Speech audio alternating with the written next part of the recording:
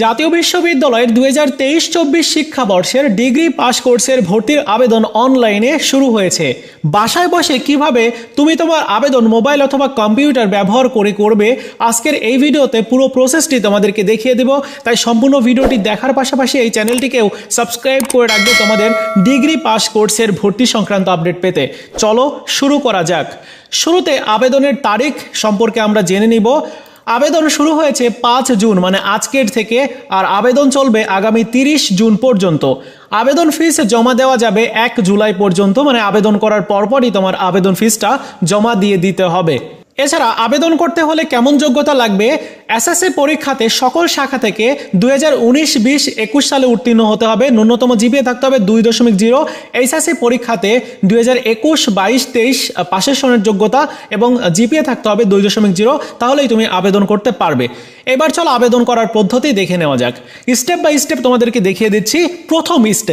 প্রথম স্টেপে তোমাকে ন্যাশনাল ইউনিভার্সিটির এই অ্যাডমিশন রিলেটেড ওয়েবসাইটটিতে আসতে হবে। এই ওয়েবসাইটের লিঙ্ক অ্যাড্রেসটা আমি এই ভিডিওর প্রথম কমেন্টসে দিয়ে রাখবো। ওয়েবসাইটে আসলে অনার্স ট্যাবেই থাকবে, তুমি এখান থেকে প্রফেশনালের পর ডিগ্রি পাস যে অপশনটা দেখতে পাচ্ছ এইখানটাতে ক্লিক করবে। এরপরে তুমি এই বাম সাইডে দেখতে পাচ্ছ অ্যাপ্লাই নাও ডিগ্রি পাস, এইখানটাতে ক্লিক করবে। এখানে ক্লিক করলে 5টা স্টেপ তোমার সামনে ওপেন হবে। এই 5টা স্টেপ তোমাকে কমপ্লিট করতে হবে আবেদনটি সম্পন্ন করার জন্য। প্রথম স্টেপে তোমার কাজ হচ্ছে এসএসসি এইচএসসি পরীক্ষার ইনফরমেশনগুলো দেওয়া। যেমন এসএসসি পরীক্ষার ইনফরমেশন বাদিকে দিতে হবে, এইচএসসি পরীক্ষার ইনফরমেশন ডান দিকে দিতে হবে। তো ইনফরমেশনগুলো যেমন roll number, registration number, board, পাশের ইয়ার, তারপর এইচএসসির ক্ষেত্রেও একই দিতে হবে। আমি এগুলো দিয়ে দিচ্ছি, তোমারগুলো তুমি সঠিক করে দিয়ে দিবে। তো বন্ধুরা, এসএসসি এইচএসসির ইনফরমেশনগুলো দেওয়ার পর প্রথম স্টেপের কাজ শেষ। এইবার নেক্সট যে অপশনটা দেখতে পাচ্ছ এইখানটাতে ক্লিক করবে। এখন তুমি দ্বিতীয় স্টেপে দেখতে পারবে যে এসএসসি এইচএসসির ইনফরমেশনগুলো দেখা যাচ্ছে, এর সাথে তোমার পার্সোনাল ইনফরমেশন দেখা যাচ্ছে, যেমন applicant's name, father's name, mother's name, date of birth.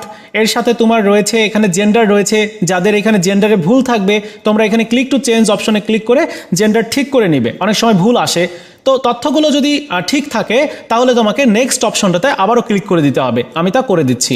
এবার থার্ড স্টেপের কাজ। থার্ড স্টেপে আসার পর বাম সাইডে তুমি দেখতে পাচ্ছ যে এলিজেবল কোর্স লিস্ট রয়েছে, মানে তুমি কোন কোন কোর্সে অ্যাপ্লাই করতে পারবে সেটি কিন্তু এখানে দেখা যাচ্ছে।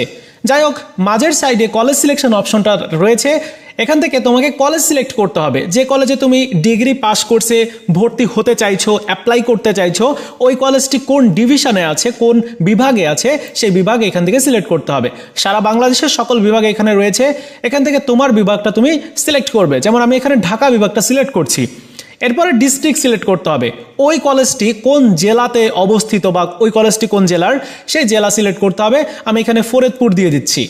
এবার সিলেক্ট ডিজিআর্ট কলেজ, অর্থাৎ তুমি কোন কলেজে অ্যাপ্লাই করতে চাইছো, ওই জেলার মধ্যে যতগুলো কলেজ রয়েছে প্রতিটি কলেজের তথ্য এখানে দেখা যাচ্ছে। তো আমি এখান থেকে গভর্নমেন্ট রাজেন্দ্র কলেজ ফরিদপুর এটা সিলেক্ট করছি, এবং সিলেক্ট করার পর দেখা যাচ্ছে যে বিএ পাস কোর্সে 305টা আসন রয়েছে, বিবিএস পাস কোর্সে রয়েছে 370টা আসন, বিএসএস পাস কোর্সে রয়েছে 500টা আসন, বিএসসি পাস কোর্সে রয়েছে 75টা আসন। এখন তোমরা নতুন শিক্ষার্থী, তোমরা জানো না যে কোন কোন কোর্সে তোমার অ্যাপ্লাই করা উচিত, কোন কোন কোর্স তোমাদের জন্য গুরুত্বপূর্ণ। দেখো, মানবিকের যারা আছো তোমরা জানো যে বিএ পাস কোর্স এবং বিএসএস পাস কোর্স এই দুইটা হচ্ছে তোমাদের মানবিকের কোর্স, আর বিএসসি পাস কোর্স হচ্ছে বিজ্ঞানের শিক্ষার্থীদের জন্য, আর বিবিএস পাস কোর্স হচ্ছে বাণিজ্য শাখার শিক্ষার্থীদের জন্য। ওকে, সো এখান থেকে এই শিক্ষার্থী যেহেতু বিজ্ঞানের শিক্ষার্থী, সে গ্রুপ পরিবর্তন করতে চায়, এই কারণে আমি প্রথমে দিয়ে দিচ্ছি BSS pass course.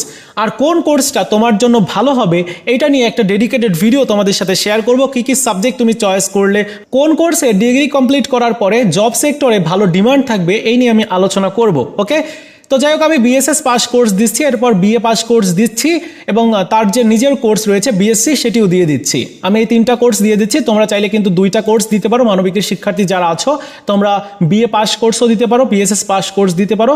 BSS pass কোর্সে একটু কঠিন সাবজেক্ট আছে, বিএ পাস কোর্সে একটু সহজ সাবজেক্টগুলো আছে। সো সেই অনুযায়ী তোমরা যেমন স্টুডেন্টস সেই অনুযায়ী তুমি সিলেক্ট করবে, ঠিক আছে? তো আমি বিএসসি দিয়ে দিচ্ছি।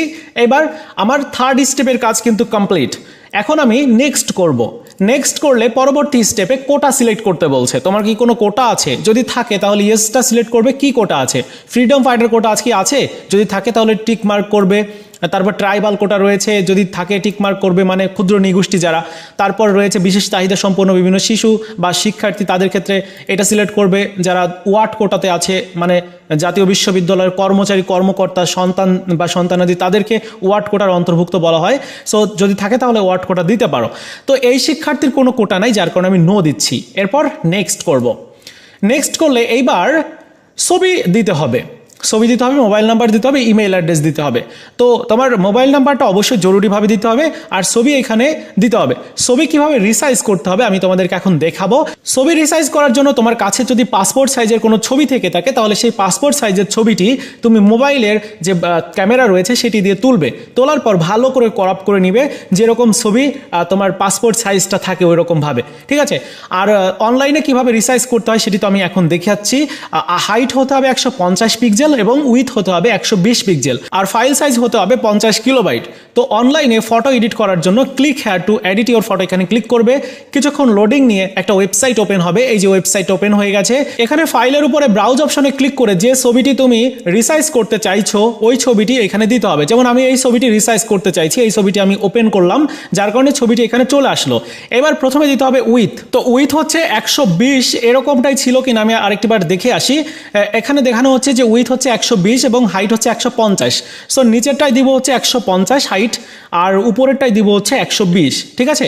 এবার নিচের দিকে গিয়ে রিসাইজ ইমেজ এখানে ক্লিক করব। এবার কিছুক্ষণের মধ্যেই তোমার ছবিটি রিসাইজ কমপ্লিট হবে এবং ডাউনলোড একটা অপশন তুমি পেয়ে যাবে। ডাউনলোড অপশনে ক্লিক করে ছবিটি ডাউনলোড করে নিবে। তো এটাই হচ্ছে ছবিটি, আমি তোমাদেরকে দেখাচ্ছি। এটা হচ্ছে ছবি। এখানে ঠিকঠাকভাবে আসলে চেনা যাচ্ছে না, আসলে রেজুলেশনটা খুবই কম, 120x150 পিক্সেল, যার কারণে এমন হচ্ছে। তোমরা ট্রাই করবে একটা ভালো কোয়ালিটির ছবি দিয়ে এডিট করার, তাহলে তোমার ছবিটি ভালো বোঝা যাবে। যাই হোক, আমি জাস্ট তোমাদেরকে আবেদনের সুবিধার্থে দেখাচ্ছি। এবার ফিরে আসতে হবে সেই ওয়েবসাইটে যেখান থেকে আবেদন করছিলাম। এখানে এসে আপলোড ইউর ফটো, এই ব্রাউজ অপশনে ক্লিক করতে হবে। এবার দেখো আমি যেখানে ছবিটি রেখেছিলাম এখান থেকে ছবিটি ওপেন করে দিব বা ছবিটি সিলেক্ট করে দিব, এবং এখানে ছবিটি কিন্তু চলে আসলো। এবার আমার মোবাইল নাম্বার দিতে হবে, যে মোবাইল নাম্বারটি নিজের হতে হবে। তোমার নিজের মোবাইল নাম্বারটা দিবে, অন্য কারো দোকানে গিয়ে আবেদন করলে দোকানের নাম্বারটা দেওয়ার দরকার নেই। নিজের মোবাইল নাম্বারটি ব্যবহার করতে হবে, কারণ পরবর্তীতে তোমার এই মোবাইল নাম্বারটা প্রয়োজন হবে। মোবাইল নাম্বারটি দেওয়ার পরে এবার ইমেইল অ্যাড্রেস তুমি চাইলে দিতেও পারো, না দিলেও কোনো প্রবলেম নাই। ইমেইল অ্যাড্রেসটা দেওয়া বাধ্যতামূলক না, যার কারণে আমি আর ইমেইল অ্যাড্রেসটা দিচ্ছি না। এবার প্রিভিউ অ্যাপ্লিকেশনে ক্লিক করব। এখানে ক্লিক করলে তোমার ইনফরমেশনগুলো তুমি দেখতে পারবে, তোমার ছবিটা দেখতে পারবে, এসএসসি এইচএসসি ইনফরমেশন এগুলো ঠিক আছে কিনা দেখে নিতে পারবে।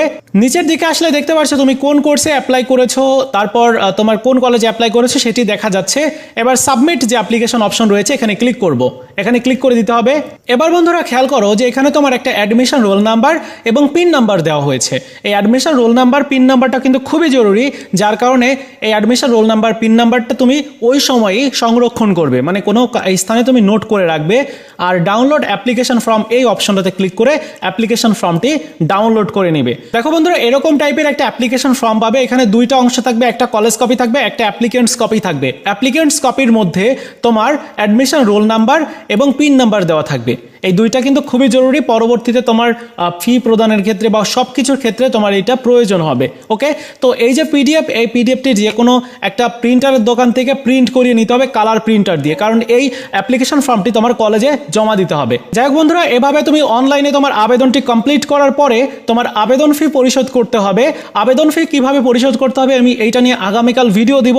সো আপাতত তোমরা আবেদন আজকে যদি করতে না পারো, সার্ভারে জটিলতা থাকতে পারে, বা তাহলে আগামীকাল তুমি ট্রাই করবে, বা আগামী 30 তারিখের মধ্যে করা যাবে। সো আগে থেকে তোমার কোন কলেজে তুমি অ্যাপ্লাই করতে চাও এটা তুমি ডিসিশন নাও, বা কোন কোন কোর্সে অ্যাপ্লাই করতে চাইছো, কোর্সগুলো কেমন, কোন কোর্সে অ্যাপ্লাই করলে তোমার ফিউচারে চাকুরির ক্ষেত্রে সুযোগ সুবিধা বেশি পাবে, এগুলো আগে থেকে জেনে বুঝে তারপর ডিসিশন নেওয়া উচিত, ঠিক আছে।